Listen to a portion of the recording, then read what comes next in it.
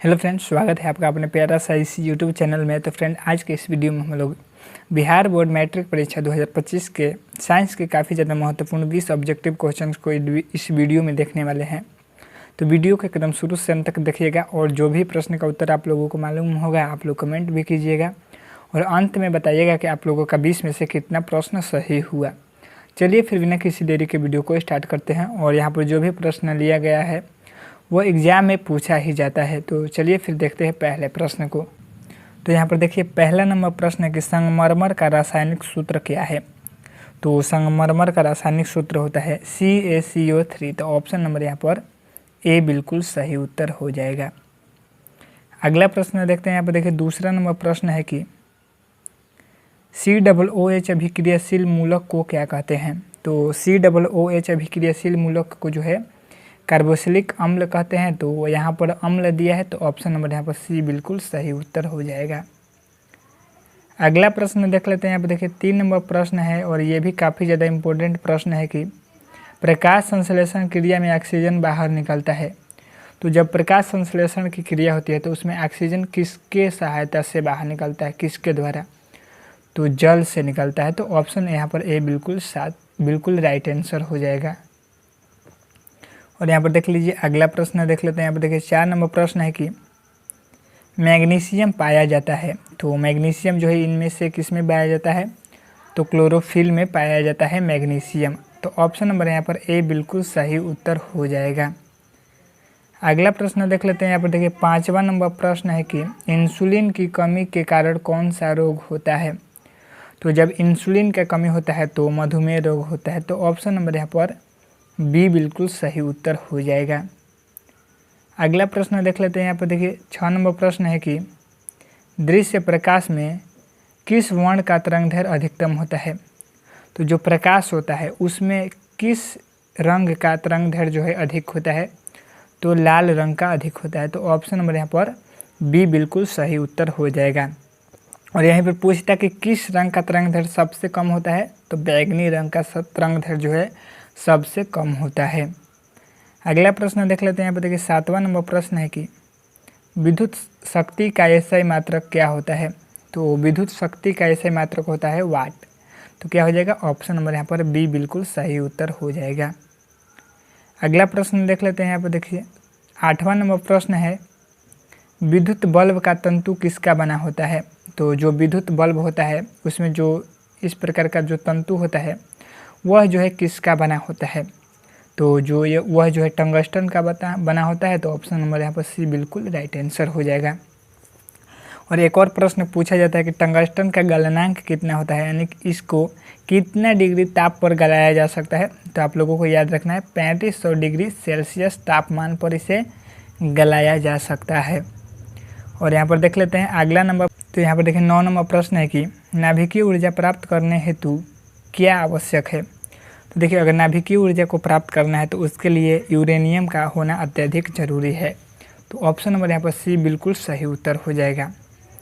अगला प्रश्न देख लेते हैं। यहाँ पर देखिए अगला प्रश्न क्या है, 10 नंबर प्रश्न है कि ग्लोबल वार्मिंग के लिए उत्तरदायी गैस कौन है। यानी ग्लोबल वार्मिंग के लिए उत्तरदायी गैस जो है कौन है। तो कार्बन डाइऑक्साइड यानी CO2। तो ऑप्शन सी बिल्कुल सही उत्तर हो जाएगा। अगला प्रश्न देख लेते हैं। यहाँ पर 11 नंबर प्रश्न है कि लिटमस विलयन बैगनी रंजक होता है। यानी लिटमस विलयन कैसा होता है? लिटमस पत्र बैगनी रंग का होता है। जो निम्न में किससे निकाला जाता है। यानी लिटमस पत्र को जो है किससे निकाला जाता है। तो लाइकेन से निकाला जाता है। ऑप्शन नंबर यहाँ पर ए बिल्कुल सही उत्तर हो जाएगा। अगला प्रश्न देख लेते हैं। यहाँ पर देखिए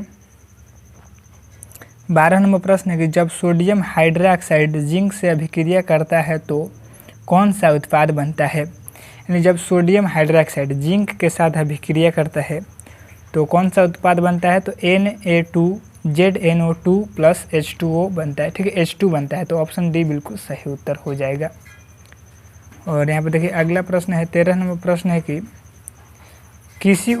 किसी भी उदासीन विलयन का pH मान होता है। तो देखिए, किसी भी उदासीन विलयन का pH मान 7 होता है। 7 से कम रहेगा तो अम्ल होगा और 7 से अधिक रहेगा तो क्षार होता है। अगला प्रश्न देख लेते हैं यहाँ पर। 14 नंबर प्रश्न है कि बेकिंग सोडा का रासायनिक सूत्र क्या होता है।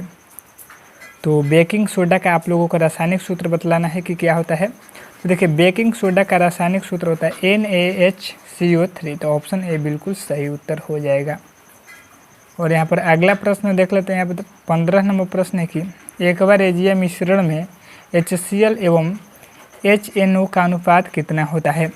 तो एक्वारेजिया मिश्रण में HCl एवं HNO का अनुपात जो है 3:1 होता है। तो ऑप्शन नंबर यहाँ पर ए बिल्कुल सही उत्तर हो जाएगा। और यहाँ पर अगला प्रश्न देख लेते हैं। यहाँ पर देखिए 16 नंबर प्रश्न है कि द्विखंडन होता है। तो द्विखंडन जो है किस में होता है। तो देखिए द्विखंडन जो है अमीबा में होता है, पैरामीशिया में और लिस्मानिया में। तो ऑप्शन डी बिल्कुल सही उत्तर हो जाएगा, यानी सभी में जो है द्विखंडन की क्रिया होती है। और यहाँ पर अगला प्रश्न देख लेते हैं। यहाँ पर देखिए 17 नंबर प्रश्न है कि फूल में नर प्रजनन अंग होता है। तो फूल में जो है नर प्रजनन अंग होता है तो उसको क्या कहते हैं, पुंकेसर कहते हैं। ऑप्शन यहाँ पर ए बिल्कुल सही उत्तर हो जाएगा। यहाँ पर अगला प्रश्न देख लेते हैं। 18 नंबर प्रश्न है कि अंडाणु निषेचन होता है। तो अंडाणु निषेचन जो है फिलोपियन नलिका में होता है। तो ऑप्शन सी बिल्कुल सही उत्तर हो जाएगा।